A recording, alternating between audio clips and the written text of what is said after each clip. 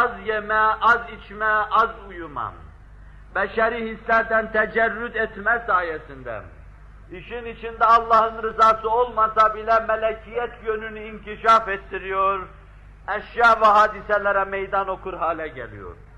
Artık açlıklar, susuzluklar onu bağlayamıyor. Artık mide onun burnuna bir karca olarak takılamıyor.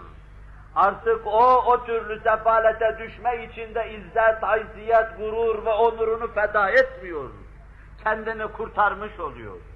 6 ay yemeden yaşayabiliyor. Giymeden yaşayabiliyor.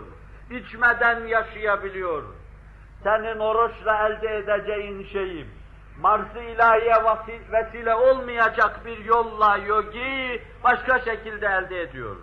Sana ışık tutuyor. Meşru'u değerlendir. Rabbin rızasını kazan. Onun seni koruması mevzunda teminatını istem.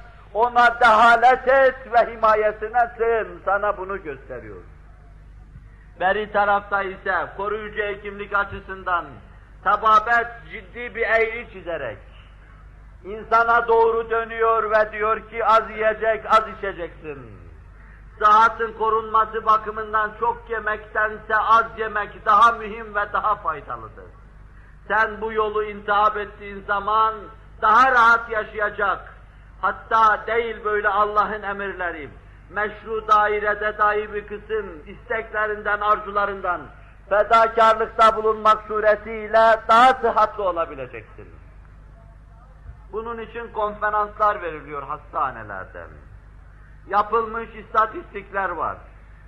Müslüman hekimlerce, hususiyle Mısır'da ve Pakistan'da Müslüman profesörlerin bu mevzuda araştırmaları var, elimizdeki kitaplarda görüyoruz bunu. Binlerce, yüz binlerce insan üzerinde yapılan deneme neticesinde, hayat adına, sıhhat adına orucun omuzuna alıp sırtlanıp insana getirdiği, bağışladığı şeylerin ihtişamı karşısında gözlerimiz kararıyor. Oruç bütün bir hayatı sırtlanmış getiriyor gibi. Ben burada da bir lahza durup, memleketimizde ilim yapan, ilim kürsülerini işgal eden, bu mevzuun ricali sayabileceğim zevatın, hususiyle bu mevzuya eğilmeleri intizari ve temennisi içindeyim. Temenni sözüyle arz ettim, çünkü şu ana kadar koordineli bu mevzuda yapılmış bir şey yoktur. Ben bu sahanın ricalinin meseleye dönmesini temenni ediyorum derken biraz da mesele bana muhal gibi geliyor. Bizimkiler çok zor dönerler hakikatlara, araştırmalara, çünkü sancı ister bu. Michelangelo heykelleri karşısında 25 sene çizmesini ayağından çıkarmamış. Ayağından çizmeyi çektikleri zaman da deri beraber çıkıvermiş. Bir Frank yaptığı tecrübeler karşısında kim bilir kaç gece ve kaç hafta uyumadı. Edison aylarca belki geceyi gündüze karıştırdı, ampul çıkaracağım diye. Hiçbir ilmi buluş 8 saat mesai yapmakla halledilmiş şey değildir. O laboratuvarlarda, mahafil-i ilmiyede, araştırma mahfillerinde ve yerlerinde hayata ait her şeyi unutmuş olan kimselerin işidir. Beşere onlar o hediyeyi öyle yaptılar. İster dini sahada olsun, ister ilmi sahada, zaten terminolojimize vakıf olanlar bilirler ki biz ilim dediğimiz meseleyi dinin tercümesi ve ifadesi sayıyoruz. Din ise meselenin ruhu ve letaifidir. Zira o ilmi harici alemde vaz eden Allah olduğu gibi, onunla mütenasip hareket etmenin ifadesi olan, dince hayatın tanzim edilmesini vaz eden de kendi kulları için yine Hazreti Allah'tır. Meseleyi bir bütünlük içinde ele alıyoruz. Her şeye rağmen yine de bekliyor ve intizar ediyoruz. Bugün olmasa bile meselelerimize inanmış bir gençlik, bir nesil, mahafili ilmiyede arz endam ettiği zaman bu meselelere inileceği kanaatindeyim. Efendimizin koruyucu hekimliğe dair kendisinden şeref südur olmuş yüzlerce sözü vardır. Bana öyle geliyor ki ileride bu meseleleri anlayan hekimler tarafından Bunlar kitaplara sermeşk olarak ve üniversitelerin duvarlarına da serlevha olarak yazılacak. Altına da Hz. Muhammed denecek. Ve onu okuyan kimseler üniversiteden içeriye girerken sözün dehşeti, azameti ve haşmeti karşısında evvela iki büklüm olacak ve diyecekler ki, nasıl bildin, nasıl ettin, nasıl gördün? 14 asır evvel biz bütün kimyahanelerimizde, laboratuvarlarımızdan varmaya çalıştığımız ufkun verasına koştun da bayrağını diktin. Sen biz daha buraya gelmeden kendine Muhammedur Resulullah dedirttin. Gençlerimizin bu işi bayraklaştıracağına inanıyoruz. Bu da insanımızın kendisine dönmesine, ruh köküne bağlı olmasına, kul ve köle olmamasına bağlıdır. Allahu Teala ve Tekaddes Hazretleri oruçla girdiğimiz bu girizgahtan İşten arzu ettiğimiz şeyleri bizlere lütfetmek suretiyle bizi aziz eylesin. Pakistan'da tecrübeler yapılıyor. İnsan vücudunda herhangi bir dengesizlik meydana getirmesi şöyle dursun, aksine insan vücuduna denge kazandırdığı görülüyor. 100 tane sıhhatli insan, 100 tane hamile kadın, 100 tane hastalıklı insan, 100 tane bilmem ne tipten insan, üniversitenin bir başından giriyor, öbür başından çıkıyor. Kitaplar var, anlatıyor bunları. Ve istatistikler yapılıyor bu mevzudan. 1-2 kilo insanın cismaniyetine dair eksiklik meydana getirmeden başka, sıhhati ihlal edici mahiyette hiçbir şey olmadı. Sübut bulmakla beraber, belki pek çok hastalıklarda ve arızalarda aynı zamanda şifayı tekeffül etmiş olarak geldiği görülüyor.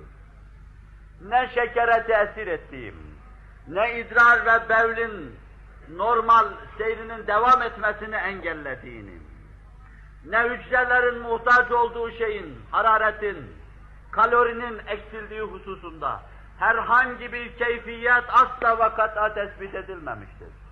Ben bunları rakamlar söylemek suretiyle sizin huzurunuza getirmeyi zahit sayıyorum. Fazla sayıyorum. Ama arzu eden kimselere bunları gazetelerde, mecmualarda neşretmek suretiyle gösterebiliriz. İstatistikler var. Ben 500 sayfalık bir kitapta bu mevzuda yapılmış istatistikleri size getirebilirim. Orucun insanın lehinde işlediğine dair. Siz bir mide ve 12 parmak ülseriyle meseleye karşı çıkacaksınız. Kim demiş hekim hazık, bu adam oruç tutmasın dedikten sonra Allah ona oruç tut diyecek. Kim söylemiş bunu? فَمَنْ كَانَ مِنْكُمْ مَرِيدًا اَوْ عَلَى سَفَرٍ فَعِدَّةٌ مِنْ اَيَّامٍ اُخَرٍ. Kim oruç hastalığına zarar veriyorsa veya seferdeyse başka günler oruç tutar o. Ne zaman tutar? Meçhul ve menkûr kelimelerle ifade ediliyor. Ne zaman saat bulursa o zaman tutar. Saat bulmazsa tutmaz. Biz istatistikleri, onların neticesini gösterebiliriz. Ama namazın, orucun aleyhinde sırf ilhadın ve inkarın ifadesi olarak bulunan kefere ve fecere, sureti katiyede yarım satırlık bir şey gösteremeyeceklerdir. Bu mevzuda bir hususu tekrar müsaadenizle huzurunuza getirmek istiyorum. Ben dinin karşısında olan insanların, din kabul etmeyen insanların din adına Ziya Gökalp'ın ifadesiyle mük'ab bir cehalet içinde bulundukları kanaatindeyim. Sadece bilmiyorlar değil, bilmiyorlar. Bilmediklerini de bilmiyorlar, bu müzaaf cehalet. Bilmediklerini bilmiyor ve kendilerini biliyor zannediyorlar, bu da mük'ab bir cehalettir. Bunda cehalet buğutlaşmıştır ve bu cehaletin dermanı yoktur. Maalesef münevver tabiri kullanıldığı için aynı tabirle ifade edeceğim. Başımıza musallat bir kısım kimselerin hususiyle din adına ve kendi kökü adına durumu bundan farklı değildir. Cehli mük'ab içindedirler ve bir şey bilmemektedirler. İsterseniz din aleyhinde atıp tutan, hükümler kesen kimselere sorunuz siz. Bu dinin birinci planda öğrenilmesi gereken kitabı Kur'an-ı Kerim'dir. Ve bu birkaç yüz sayfadan ibarettir. Kendisini veren bir insan bir tefsiriyle bir iki ayda okuyabilir. Çeşitli megafonları karıştırmalarına rağmen acaba Allah'ın kitabını bir tefsiriyle okudular mı? Katiyen. Ama hüküm veriyorlar. Ben mühendislik hesabına hüküm verdiğim zaman, doktorluk adına hüküm verdiğim zaman, hatta siyaset adına hüküm verdiğim zaman nasıl kınanacağım, nasıl çevre bana sesini kes, terbiyesizlik etme diyeceklerdir. Tababeti, hendeseyi, matematiği inkar ettiğim zaman nasıl üzerime çullanıp sesimi kesecekler?